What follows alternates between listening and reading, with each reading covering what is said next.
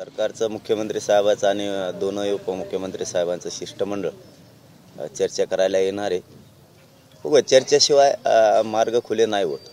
त्यामुळे चर्चा होणं अपेक्षित आहे. आंदोलन तर सुरूच आहे आणि ते सुरूच राहणार आहे. उद्यापासून 5व्या टप्प्याचा तुमचा दौरा देखील सुरू होणार आहे.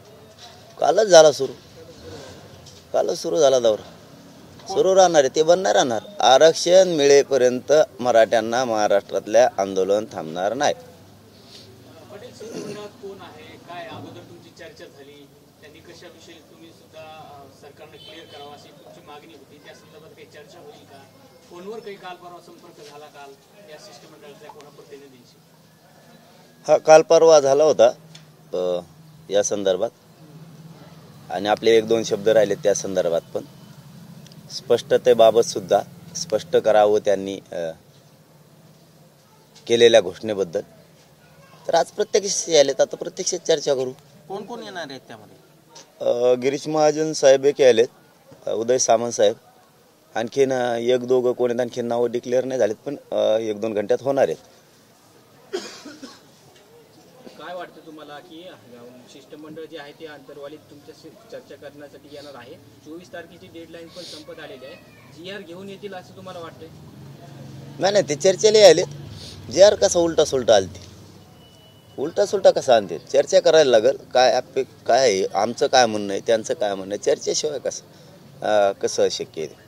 त्यामुळे चर्चेतून मार्ग निघतो. ते चर्चेला यायला लागलेत, आणि आरक्षण हा आमचा मूळ उद्देश आहे. आंदोलन त्यासाठी उभा आहे, ते आम्ही मिळवणार आहेत. असं कळतं की कच्चा ड्रॉफ्ट घेऊन ते तुम्हाला चर्चा करणार तुमच्यासोबत? नाही, मग ते मला माहीत नाही. कच्चा ड्रॉप घेऊन येणार असले येतील ना. चर्चा तर होणं अपेक्षित आहे. मी स्पष्टच सांगितलं, चर्चेतून मार्ग निघतात आणि चर्चा करणं आवश्यक असतं. कारण मराठा हा खूप मोठा समुदाय आहे या राज्यातला. प्रश्न अस्तित्वाचा आहे मराठा समाजाच्या लेकरांच्या. त्यामुळे चर्चा होणं अपेक्षित आहे. तर मार्ग निघल. कशी चर्चा आहे, काय घोषणा काय केली, अंमलबजावणी कधी होणार आहे, कशी होणार आहे, त्याचा लाभ कोणाकोणाला होणार आहे, त्या लाभधारक नेमका कोण, हेही स्पष्ट होणं खूप गरजेचं आहे. आणि ते स्पष्ट आज होईल असं वाटतंय. नसतं आंदोलन सुरू आहे, पण 100% सांगतो 24च्या आत महाराष्ट्रातल्या मराठ्याला आरक्षण मिळणार.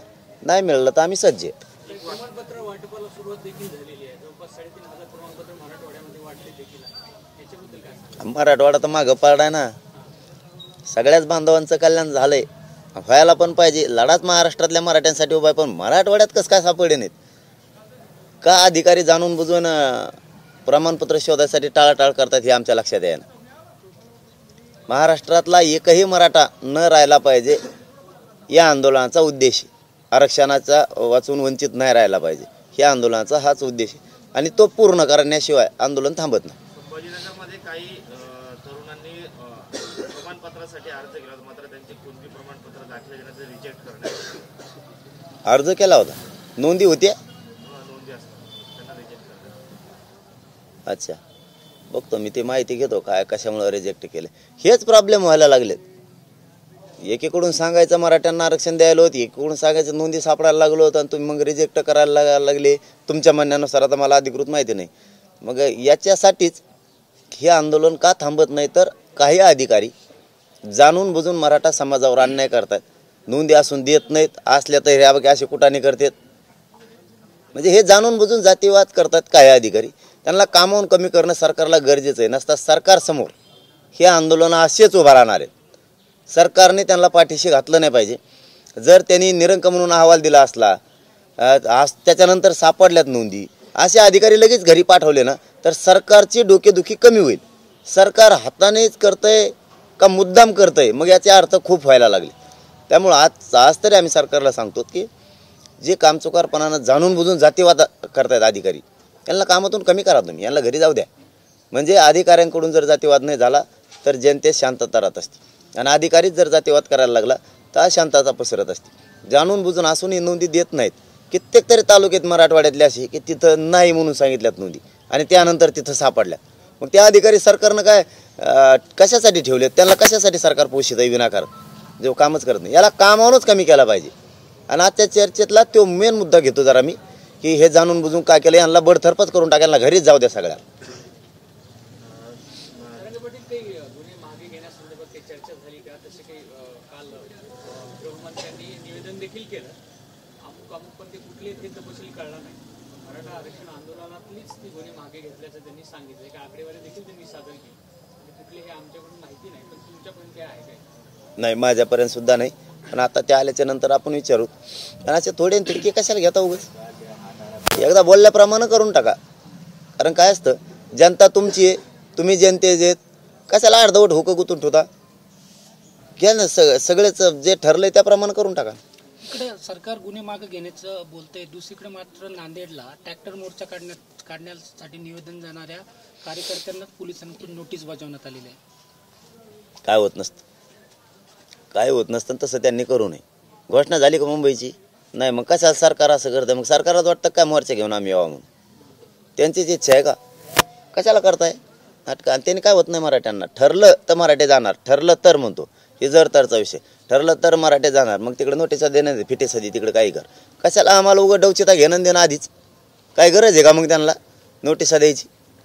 जायचं ठरलं नाही, काय विषय नाही. कुठं आणखी 24 डिसेंबर लांब आहे. याचा अर्थ सरकारला आजच काढायचा का आम्ही आरक्षण देणार नाहीत म्हणून? तुम्ही मुंबईला जाऊ नका म्हणजे सरकारची थवणी देत आहे का लोकांना विनाकारण? सरकारला कळत नाही का हे सुद्धा, की आपण कुठलाच विषय ठरलेला नाही. सोशल मीडियावर काय चाललं असेल मला माहीत नाही, पण अधिकृत मराठा समाजाकडून महाराष्ट्रातल्या कोणत्याही आंदोलनाची दिशा ठरलेली नाही. तुम्ही नोटिसा कशाच्या आधारावर देता? नोटिसा देणाऱ्यावर सरकारने कारवाई करायला पाहिजे. आता तो कसं काय दिल्या? मग ही तर मागणी आज जर हे खरं असेल ना, नोटिसा दिलेल्या आहे, तर मी त्या नोटिसा देणाऱ्यांनाच सस्पेंड करायला पाहिजे पहिला अगोदर. तुम्ही कशाच्या आधारावर दिल्या? लोकांच्या घरी ट्रॅक्टर आहेत म्हणून द्यायला लागले का त्यांना? मग ट्रॅक्टर घ्यायचं नाही, इकून टाकावं का आता? का तो आधारात आणून लावा तिथं? असे बुंगरी चाळे करते हे काही अधिकारी. सरकार काही अंशी थोडं पुढं आलं किंवा सुद्धा काही समाधान व्यक्त केलं. अशा पार्श्वभूमीवरती कुठेतरी 2 पावलं पुढे सरकणार तुम्हाला अर्थात आज विनंती देखील होऊ शकते की काही वेळ द्या म्हणून. त्याच्याबाबत तुमचं काय मत आहे? कारण काही अंशी तुम्ही काल देखील समाधान व्यक्त केलं की सरकारने किमान प्रामाणिकपणा तर दाखवलाय. आता ती स्पष्टता जर झाली तर काय निकषाची? नाही, हे मग या तुमच्या म्हणण्याप्रमाणे काय आम्ही काही अंशी त्या समाधान व्यक्त करतो, तर काही कोणत्याने काड्या घालायला चालू केल्या निवेदन. आता काय नोटिसा का फाटीसा देऊन कायला काड्या घालता? मग काही गरज आहे का नोटिसा देऊन मराठ्यांना खवळून घ्यायची?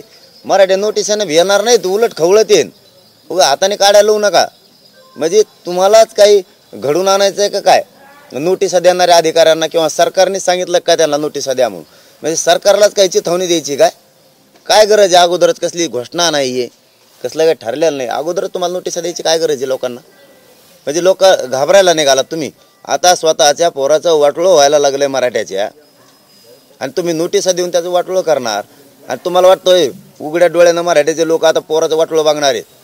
काय होईल नोटिसान फाटीसान तुमच्या? तुम्ही आधी कमी नोटीस दिल्या, काय कारण याचं मला आता याचं सरकारकडून आधी गृहमंत्री आणि मुख्यमंत्र्याकडून उत्तर पाहिजे. तुम्ही नोटिसाच कशामुळे दिल्या लोकांना? नोटिसा देणाऱ्याला काम म्हणून कमी करा, जाऊन त्याला घरी. तुम्ही मग आमचं नाही ऐकलं ना, मग आम्ही तुमचं नाही ऐकत होऊ दे. मग काय संबंध नोटिसा द्यायच्या? तुमची बीडची जी उद्या इशारा सभा होणार आहे त्या समन्वयकांना 149च्या नोटिसा दिल्यात पोलिसांनी 125 जणांना. कारण काहीच नाही. म्हणजे आम्ही शांततेत सुद्धा कार्यक्रम घ्यायचे नाही. अरे सरकार, तुम्हाला नेमकं काय करायचं थांबा तुम्ही. आता 23पर्यंत थांबा जरा, मला यांच्याकडे बघात लागेल. मग तुम्ही जर विनाकारण ते लोक शांततेत कार्यक्रम घेतात, त्यांना नोटीस देतात. आणि ते नोटिसाला काय आहे ते काही समजणार नाहीत नोटिसाला. उलट तुम्ही जाणून बुजून दरी निर्माण करायला लागला सरकारमध्ये आणि जनतेमध्ये. जाणून बुजून हे कोण पोलीस अधिकारी कोणचा नोटीस देतो हे जाणून बुजून सरकारमध्ये आणि जनतेत दरी निर्माण करायला लागला विनाकारण. शांततेचा कार्यक्रम नोटीस द्यायची काय गरज आहे? याला जोडून विषय एक असा आहे की एकीकडे तुम्ही काही दिवसापूर्वी असं म्हटलं होतं की मुंबई आम्ही जाम करू, आर्थिक नाड्या जाम करू आंदोलन जर आरक्षण मिळालं नाही तर. तो एक तुमचा इशारा त्यानंतर आता मिळाल्या नोटीस, आणि याच पार्श्वभूमीवर आता मुंबईमध्ये जमावबंदीचे आदेश लागू करण्यात आलेले आहेत. कुठेतरी सरकार खबरदारी घेत आहे का? तुम्हाला काय वाटतं? आता आम्हाला काय माहिती खबरदारी घेतं काय करते ते त्यालाच माहित. खबरदारी घेतंय काय करतंय. नाही दिलं तर आम्ही गेलोत का? नाही. दुसरं, नाही दिलं तर का नाही दिलं? तुम्ही सांगितलं कोणी होतं, तुम्ही देतो. कायदा तुम्हाला आहे, आम्हाला नाही का? आम्हाला बी, तुम्हाला नाही का? देतो कोण म्हणलं होतं? तुम्ही दिलं का? नाही दिलं म्हणून गेले. म्हणजे जमावबंदीचा फार्स कशासाठी मुंबईला? कोणाला माहित त्यांना काय झालं, ते काही दुसरंच असन. आमच्यासाठी काय हाल करते? आमच्यासाठी केलं तरी आमचं जर ठरलंच नाही, ठरलं तर आम्ही जातच असतो. हां, आमचं ठरलंच नाही, आमचा तो काही विषयच नाही. तुम्ही देतो म्हणले होते, आमची फसवणूक का केली हा सगळ्यात मोठा विषय. मग कारण न्याय आम्हालाच मिळणार सगळ्या बाजूनं. जनतेच्या बाजूनं न्याय आम्हालाच मिळणार, जनता आमच्याच बाजून राहणार. सरकार म्हणून किंवा न्यायदेवता म्हणून, न्याय मंदिर म्हणून ते सुद्धा आमच्याच बाजून राहणार. कारण हे देतो म्हणले होते, यांनी आमची फसवणूक केली. जर यांनी नाही दिलं तर, कारण यांनी फसवणूक केली. सगळीकडून जनता म्हणून आम्हाला न्याय मिळेल आणि द्यावाच लागणार. मग जरांगे पाटील, मुंबईला काही गनिमी कावा करायचा आहे का तुम्हाला? असं नाही म्हणून त्याचीच खबरदारी घेते का सरकार? आणि गनेम कावा करतो आम्ही, सगळं ओपनच बोलतो तुमच्या पुढं. आता आम्ही 23ला सांगूत म्हणलं ना, त्याला आता गनेम कावा थोडं म्हणता येणार आहे? काय असेल ते 23ला सांगू आम्ही ओपन. त्याच्यानंतर काय तुम्हाला अपेक्षित आहे? पण मला सांगा, काय नोटिसाची गरज आहे? मुंबईला जाऊ नका म्हणून नोटीस देता काय तुम्ही आम्हाला? कशामुळं? तुम्ही कशामुळं नोटीस देणार आम्हाला? बरं, त्याच्यानंतर ठरलं जर तरचा विषय, मग मुंबईला जाऊ नका म्हणता तुम्ही आम्हाला? काय जमावबंदी फमावबंदी काय लावली? जमावबंदी मग कसं बघायचं आम्ही? सहल कशी असते? कसं बघायचं मग? वाटून वा असं अंतर ठेवून 2-2 फुटाचं लावा दंडकी. मग आमच्या मध्ये तुटक राहा म्हणून काय उगा डोका लावतात? जरांगे पाटील, जर समजा आरक्षण 24 तारखेनंतर दिलंच नाही, मात्र सरकारनं शब्द दिला होता, तर या सगळ्या पार्श्वभूमीवर तुम्ही जाब विचारणार, हे कायद्याच्या दृष्टीनं विचारणार का? सगळं कायद्यातून राहूनच करणार का सगळं? मग बिना कायद्यात काय? महाराष्ट्रात राहतो म्हणजे राज्य हे स्थापित झालंय म्हणून इथं कायद्याच्या राज्यात राहतो.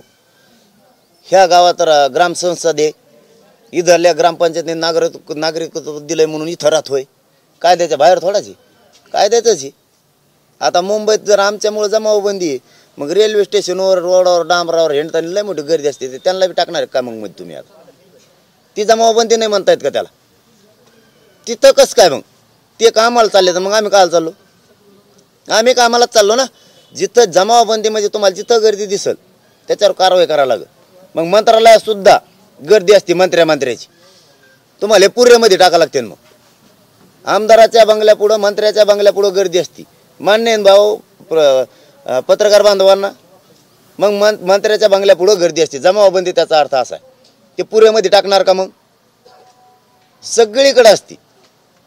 रेल्वे स्टेशन पुढं गर्दी आहे, विमानतळापुढं गर्दी आहे, एस टी स्टँडला गर्दी आहे. त्यांना नाही का मध्ये टाकणार? त्यांना कारण सांगणार का तुम्ही? ते नोकरीला चालले किंवा ते फिरायला चाललेत म्हणून गर्दी. आणि मग आम्ही काय चाललो? आम्ही कामाला चाललो ना, मराठ्याला आरक्षण दे म्हणाला. ते जर कोणी रेल्वेनं फिरायला चालले असले तर आम्ही मग फिरायला चाललोत ना. वाहनं मिळणार म्हणून आहे त्या वाहनात चाललो. मग वाहन घेऊन जाऊ नको म्हणतो काय तू आम्हाला? दे मग तू वाहनं लो, त्याच्यात बसतो आम्ही. असं नाही चालणार या कायद्याच्या राज्यात, असं नाही चालणार. तुम्हाला जिथं न्याय आहे तेव्हा आम्हाला पण पाहिजे. समानता कायद्यात तुम्हाला आणावं लागणार आहे, लोकशाहीत आणावं लागणार आहे. तुम्ही जर आमच्यासाठी जमावबंदी आहे तर तिथल्या लोकांसाठी सुद्धा पाहिजे. तुम्ही गर्दी करू नका, कारण तो माणूस रेल्वेत बसल्यावर दुसऱ्या माणसाने बसायचं, मग ती रेल्वे गेल्यावर दुसरी येऊ तर त्याने दुसऱ्याने थांबायचं. मग गर्दी नाही झाली पाहिजे, एकाच माणसाने एकाच रेल्वेत जायचं. मग मुख्यमंत्री तुमचा प्रमुख मुद्दा आधी काय मांडा तुम्ही, आणि ते काय बोलतील त्याच्यावर तुमचं काय काही उत्तर तयार आहे तुमचं काही? नाही, ती चर्चा वेगळी आहे की जे त्या दिवशी घोषणा झाली.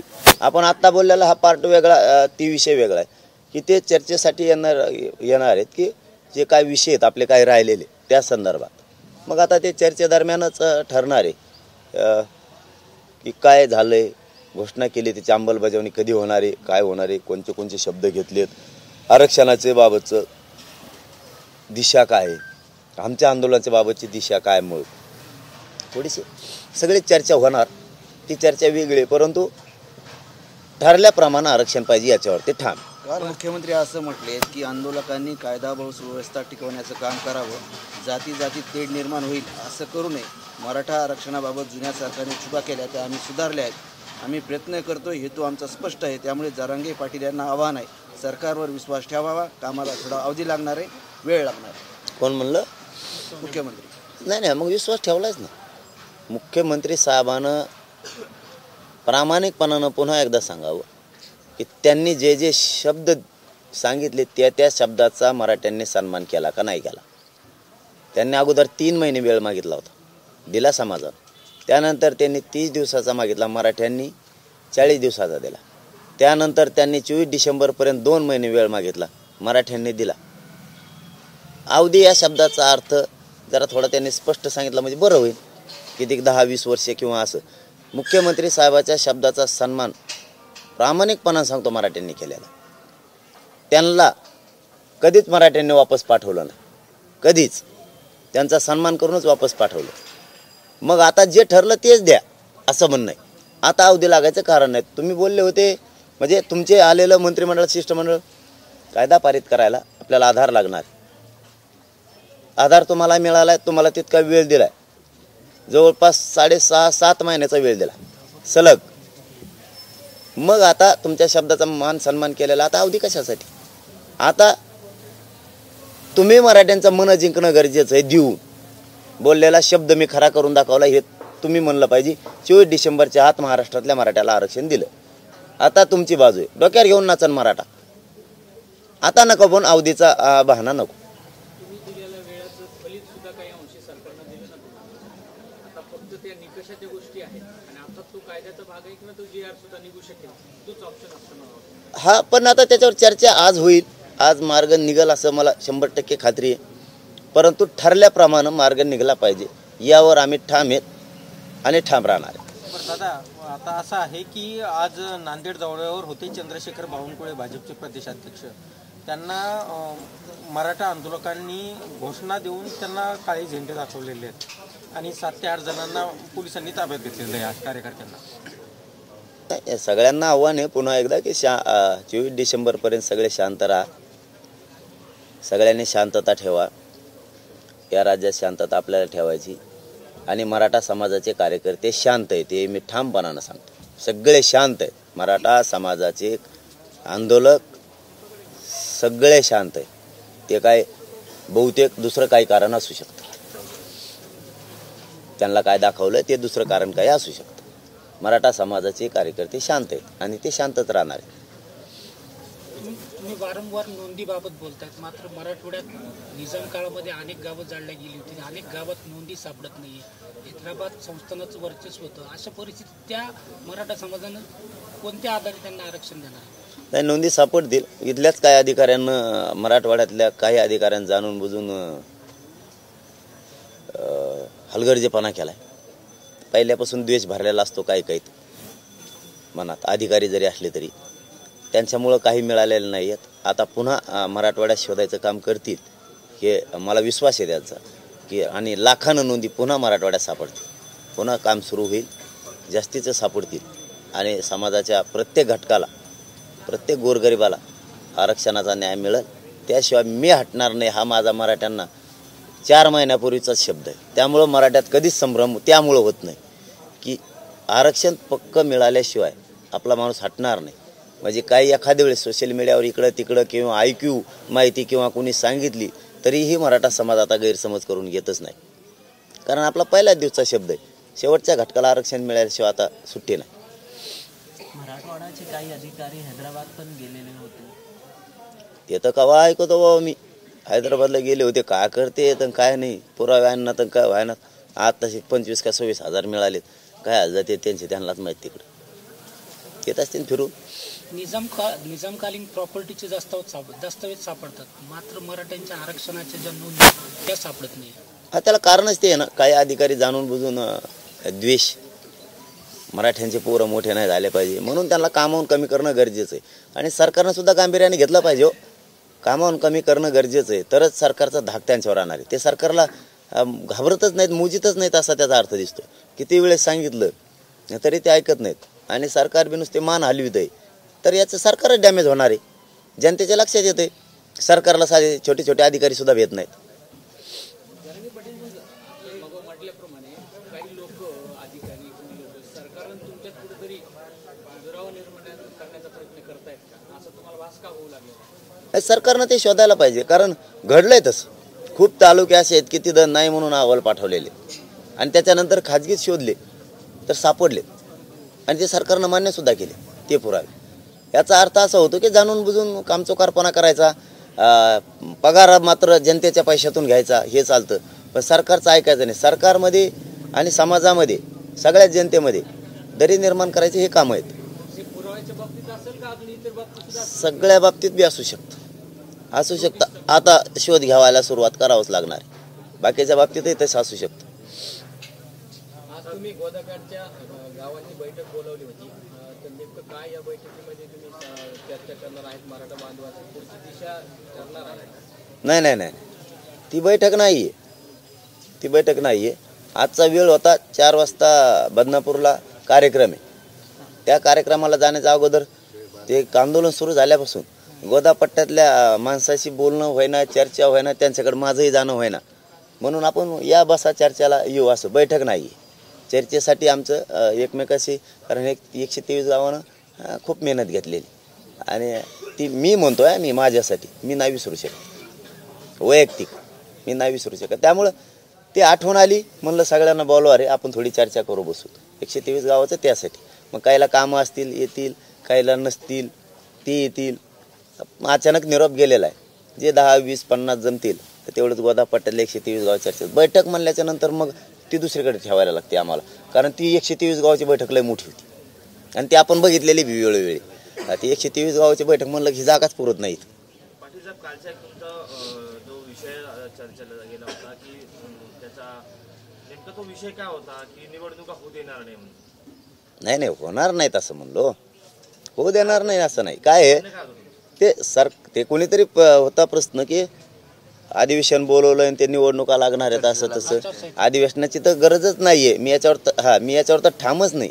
अधिवेशनाची गरजच नाहीये, याच्यावर तर ठामच आहे.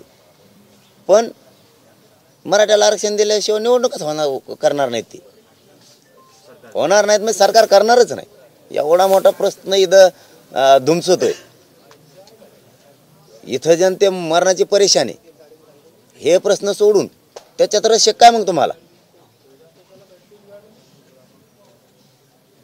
आला अमुक आला प्रचार करायचा भोंगे लावून, त्याच्यात रस काय तुम्हाला? मग एवढा मोठा प्रश्न इथं लोकांच्या लेकरांचे मुर्दे पडायला लागलेत. प्रश्न सोडायचे सोडून तुम्ही सरकारच आहेत ना. आत्ता प्रश्न सोडा, सरकारने प्रश्न सोडायचा जनतेने केलेल्या मागणीचे. ते वेत लागले का मधीच? ही वेत सोडून येणारच नाही ते. मराठ्यांचं आरक्षण मिळेपर्यंत तेच घेणार नाहीत.